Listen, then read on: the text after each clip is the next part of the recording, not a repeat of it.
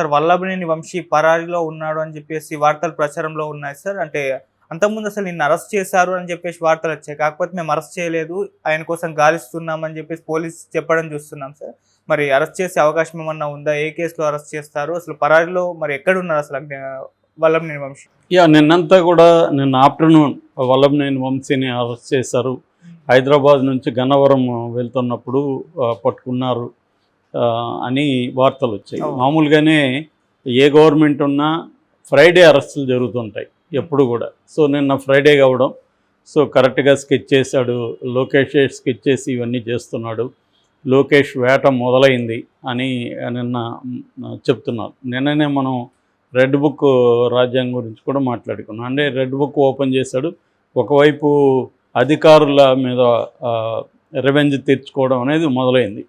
దాదాపు నిన్న 59 మందికి పోస్టింగ్లు ఈరోజు, అందులో 15 మంది రెడ్లని చెప్తున్నారు. రెడ్లను కూడా టార్గెట్ చేస్తున్నారని ఆల్రెడీ వైసీపీ కౌంటర్గా మాట్లాడుతుంది. ఉండొచ్చు, నేను నిన్న కూడా చెప్పాను, కులాలు అనేవి చాలా ఇంపార్టెంట్. ఏ పార్టీ అధికారంలో ఉన్నా ఆ పార్టీ ముఖ్యమంత్రి కులానికి సంబంధించిన అధికారులు ప్రధానమైన పోస్టుల్లో ఉంటారు. అది అన్ని చోట్ల జరుగుతుంది, ముఖ్యంగా ఆంధ్రప్రదేశ్లో చాలా ఎక్కువ.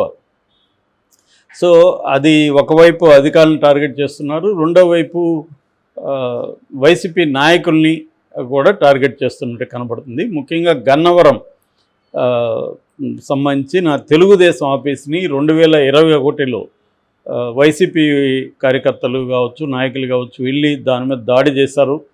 అప్పుడు అక్కడున్న వెహికల్స్ని తగలబెట్టారు. అప్పట్లో అది పెద్ద చర్చనీయాంశమైంది. దాన్ని తెలుగుదేశంలో కూడా సీరియస్గానే ఖండించారు. దాని మీద కేసు కూడా నమోదైంది. అయితే వైసీపీ వాళ్ళు ఇప్పటి వరకు, వైసీపీ ప్రభుత్వం ఎవరిని కూడా అరెస్టులు చేయడం కానీ ఏమీ చేయలేదు. ఇప్పుడు ఆ కేసులో వల్లభనేని వంశీ అక్యూజన్ నెంబర్ 71గా ఉన్నాడు, 71వ నిందితుడు. తనని ఇప్పుడు A1గా చేర్చాలనేది ప్లాన్ చేస్తున్నట్టుగా చెప్తున్నారు. అంటే ఇక్కడ కూడా మనం మామూలుగానే ఇన్వెస్టిగేటివ్ ఏజెన్సీల స్ట్రాటజీస్ అంతా కూడా ఒకే రకంగా ఉంటుంది దేశవ్యాప్తంగా. అధికార పార్టీ ఎవరిని ఇరికించాలంటే ముందు ఏం చేస్తారంటే దాంట్లో పాల్గొన్న వాళ్ళు ఆ వీడియోలు అవి చూసి అందులో వాళ్ళు తీసుకొస్తారు. తర్వాత వాళ్ళ వాంగ్మూలాలను బేస్ చేసుకుంటారు. అంటే వాంగ్మూలాలు ఏముంటాయి, మామూలుగా పోలీసులు చెప్పిందే వాళ్ళు చెప్తుంటారు. వాంగ్మూలాలంతా కన్ఫెషన్ రిపోర్ట్ అంటే నథింగ్ బట్ పోలీసులు మనకేం చెప్తే మనం అదే చెప్పినట్టు పోలీసులు రాసుకుంటారు, సంతకం పెట్టమంటారు మనల్ని. ఎందుకంటే కోర్టులో ఇవి ఎలాగో నిలవు, కానీ కోర్టులో నిలవకపోయినా కూడా వేరే అరెస్టులకి ఇది సాగ్గా కోర్టులో చూపిస్తారు. సో అలాగా ఇది కూడా ఏం చేశారంటే ఆల్రెడీ వల్లభనేని వంశీకి సంబంధించిన యూసఫ్ పఠాన్ అనే ఒక అతన్ని అరెస్ట్ చేశారు, రమేష్ అని ఒక అతను అరెస్ట్ చేశారు. ఇలాగ మొత్తం 18 మందిని ఇప్పటి వరకు ఆ కేసులో అరెస్ట్ చేశారు. ఈ 18 మంది దగ్గర వాంగ్మూలాలు తీసుకొని ఈ 18 మందిలో ఎక్కువ మంది ఇదంతా కూడా చేయించింది వల్లభనేని వంశీ అని చెప్పాడని వల్లభనేని వంశీని అరెస్ట్ చేసి A1గా వల్లభనేని వంశీ చేర్చాలనేది ప్లాన్ అని చెప్తున్నారు. సో దీంతో పాటు ఇంకొంతమందిని కూడా ఈ కేసులో ఇరికిస్తున్నారని చెప్తున్నాడు. లేళ్ల అప్పిరెడ్డి, తలశిల రఘురాము, నందిగమ సురేష్, ఇంకొంతమందిని కూడా దీంట్లో చేర్చారు. వీళ్ళందరూ కలిసి నిన్న హైకోర్టులో ముందస్తు బెయిల్కి అప్లై చేశారు. అయితే హైకోర్టు విఆర్కే కృపాసాగర్ జడ్జి చాలా సీరియస్గానే వైసీపీ వాళ్ళని ప్రశ్నించారు. ఒక పార్టీ ఆఫీస్ మీద మరొక పార్టీ ప్రభుత్వం ఎలా దాడి చేస్తుంది, ఇది కరెక్టా, అలా దాడి చేయొచ్చా అనే ప్రశ్న ఆయన వేశాడు. ఖచ్చితంగా అది కరెక్ట్ కాదు, ఎవరు కూడా సపోర్ట్ చేయరు. ఖచ్చితంగా ఆ దాడి చేసిన వాళ్ళ మీద, దాడి చేయించిన వాళ్ళ మీద ఖచ్చితంగా చర్య తీసుకోవాలి, దాంట్లో నో డౌట్. అయితే ఇక్కడ ఈ కేసుని ఎంత సీరియస్గా తీసుకునింది తెలుగుదేశం ప్రభుత్వం, ముఖ్యంగా లోకేష్ అనేది ఒక చిన్న ఎగ్జాంపుల్ చెప్పాలంటే, మామూలుగా ఏ గవర్నమెంట్ అయినా కూడా ఏం చేస్తుందంటే గవర్నమెంట్ ప్లేడర్స్ ఉంటారు, అడ్వకేట్ జనరల్స్ ఉంటారు, అసిస్టెంట్ అడ్వకేట్ జనరల్స్ ఉంటారు. ఇది నిజానికి పెద్ద బీభత్సమైన కేసు కాదు, ఒక ఆఫీస్ మీద వాళ్ళు దాడి చేశారు, దానికి గవర్నమెంట్ ప్లేడర్లు సరిపోతారు. కానీ తెలుగుదేశం ప్రభుత్వం సిద్ధార్థ లోత్రాని తీసుకొచ్చింది. ఈ ముందస్తు బెయిల్ విషయంలో కూడా సిద్ధార్థ లోత్రా ఎంటర్ అయ్యాడంటే, సిద్ధార్థ లోత్రా కథ మనకు తెలుసు కదా ఆల్రెడీ. ఆయన గంటకి ₹1 కోటి పైన తీసుకునే వ్యక్తి, టాప్ 5లో ఉంటాడు, ఇండియన్ టాప్ 5 అడ్వకేట్స్లో ఆయన ఉంటాడు. ఆయన్ని ఒక ముందస్తు బెయిల్ విషయంలో ఆయన్ని తీసుకొచ్చారంటే తెలుగుదేశం ప్రభుత్వం కావచ్చు లేదా లోకేష్ కావచ్చు ఎంత సీరియస్గా ఉన్నారు రివెంజ్ పట్ల అనేది తెలుస్తుంది. మామూలుగా అరెస్ట్ చేయడం తప్పులేదు, ఎందుకంటే దాడి జరిగింది, వాళ్ళందరిని అరెస్ట్ చేయాలి, ఖచ్చితంగా అరెస్ట్ చేయాలి, ఇది కేసు నడవాలి. కానీ ఏమాత్రం బెయిల్ కూడా రాకుండా ఎంత జాగ్రత్తలు తీసుకుంటున్నారు అన్నదానికి ఎగ్జాంపుల్ మనకి.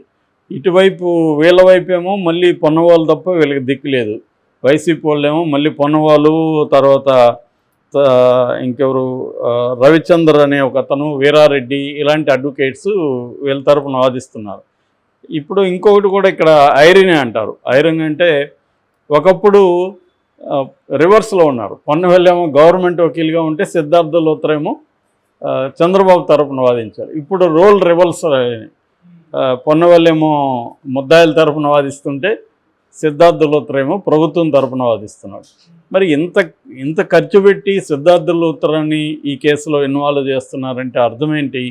మామూలుగా ఎందుకు వీళ్ళకి ఇంత డిమాండ్ ఉంటుందంటే వీళ్ళ కేసులు ఎక్కువగా గెలుస్తుంటారు. అంత స్థాయిలో ఉన్న వాళ్ళు వచ్చి వాదిస్తున్నప్పుడు జడ్జెస్ కూడా కొంత ఒళ్ళు దగ్గర పెట్టుకొని చేస్తారు. ఎందుకంటే పెద్ద అడ్వకేట్లు, సుప్రీంకోర్టు అడ్వకేట్లు వచ్చి హైకోర్టులో వాదించడం అంటే ఖచ్చితంగా జడ్జెస్ కూడా కొద్దిగా ఇదే ఉంటుంది. సో అందుకని చంద్రబాబు కానీ లేకపోతే లోకేష్ కానీ ఈ కేసుని సీరియస్గా తీసుకొని వీళ్ళందరినీ లోపలేసేయాలి, బెయిల్ రాకుండా చూసుకోవాలి. వాళ్ళకి తెలుసు ఈ గేమ్ అనేది చంద్రబాబుకి గోలీలాట్ లాంటిది, కోర్టులతో ఎలా డీల్ చేయాలనేది. ఆయన కొట్టిన పిన్ అంటారే అలాగా. అందువల్ల మామూలుగా ఫ్రైడే అరెస్ట్ అంటే ముందస్తు బెయిల్కి వెళ్తారు. ముందస్తు బెయిల్ రాకుండా చేయాలంటే సిద్ధార్థ లూత్రాని తీసుకోవాలి. ముందస్తు బెయిల్ రాకుండా వాళ్ళని అరెస్ట్ చేసేయాలి. అరెస్ట్ చేసినాక బెయిల్ రానియకుండా ఎలా చూసుకోవాలి, ఈ స్కెచ్ అంతా చంద్రబాబు ప్రిపేర్ చేసుకుని రంగంలోకి దిగినట్టుగా మనకు కనబడుతుంది. కాబట్టి జగన్ అరెస్టులు చేయడం వేరు. జగన్ గతంలో కూడా ఇదే పనులు చేశాడు. వైసీపీ ప్రభుత్వం ఉన్నప్పుడు ఇటు చంద్రబాబుకు సంబంధించిన వాళ్ళందరినీ అరెస్టులు చేయడము, ఫ్రైడే లేట్ నైట్ పోయి అరెస్ట్, ఇదే స్కీమ్ అందరూ ఎవరు చేసినా ఇదే స్కీమ్లో చేస్తుంటారు.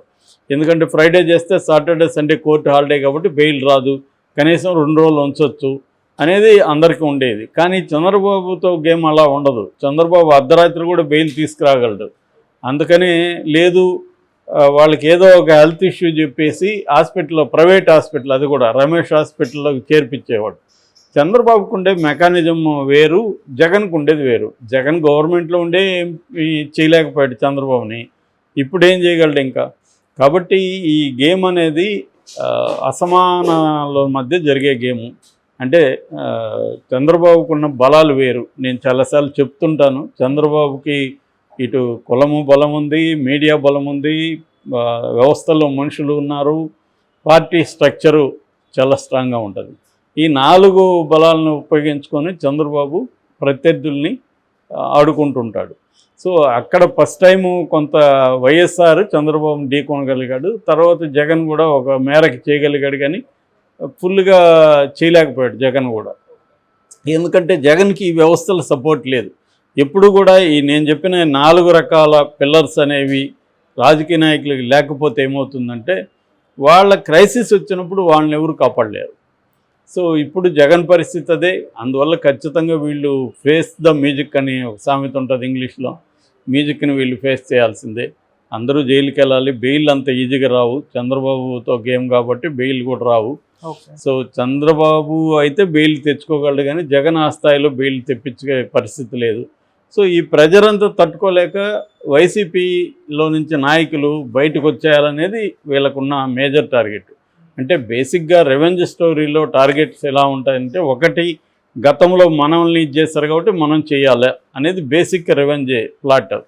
సెకండు వాళ్ళని ప్రెజర్ చేయడం ద్వారా, కేసులు పెట్టి అరెస్ట్ చేయడం ద్వారా ఆ పార్టీని వీకెన్ చేసేసి వాళ్ళందరినీ బయటికి కాంగ్రెస్లోకి నెట్టేయగలిగితే లేదా బీజేపీలోకి పంపించేయగలిగితే వైసీపీ ఖాళీ అవుతుంది. ఇది స్ట్రాటజీ అనమాట. ఇది ప్రతి పార్టీ చేస్తుంది. కొంతమంది చంద్రబాబు లాంటి వాళ్ళు ఎఫెక్టివ్గా చేస్తారు, జగన్ లాంటి వాళ్ళు అంత ఎఫెక్టివ్గా చేయలేరు. కానీ బేసిక్గా మాత్రం తేడా ఏమీ లేదు, అందరూ ఇదే చేస్తారు. జగన్ కూడా గతంలో ఉన్నప్పుడు ప్రత్యర్థుల మీద కేసులు పెట్టడం, వాళ్ళ ఆస్తులు ధ్వంసం చేయడం, ఇవన్నీ జగన్ కూడా చేశాడు. జగన్ ఎందుకు చేశాడంటే ఇది సేమ్ కారణమే, అందరికీ ఎవరైనా ఇదే. 2014 నుంచి 19 వరకు తెలుగుదేశం వాళ్ళు మా మీద దాడులు చేశారు, మమ్మల్ని అరెస్ట్ చేశారని. 2019 నుంచి 24 వరకు వైసీపీ వాళ్ళు చేశారు. ఇప్పుడు మళ్ళీ వీళ్ళు చేస్తాం. ఇది ఒక విసియస్ సర్కిల్, విషవలయం లాంటిది. అంటే రివెంజ్, మేము వచ్చినప్పుడు మీ సంగతి చూస్తాం, మీరు వచ్చినప్పుడు మా సంగతి చూస్తారు. సో దీనివల్ల అంతిమంగా ప్రజలకైతే మాత్రం ఖచ్చితంగా నష్టమే. ఎందుకంటే శాంతి భద్రతల ఇష్యూ వస్తుంది. ఇటువంటి పెట్టుకుంటూ పోయినప్పుడు నాయకులు అల్టిమేట్గా వాళ్ళకి డబ్బులు ఉంటాయి, కొంత ఇబ్బందులు పడినా వాళ్ళు చేయగలరు. కానీ సామాన్య కార్యకర్తలకి ఇబ్బంది. తెలుగుదేశంలో అంటే సామాన్య కార్యకర్తలను కూడా చూసుకోవడానికి లీగల్ వ్యవస్థ బాగుంది.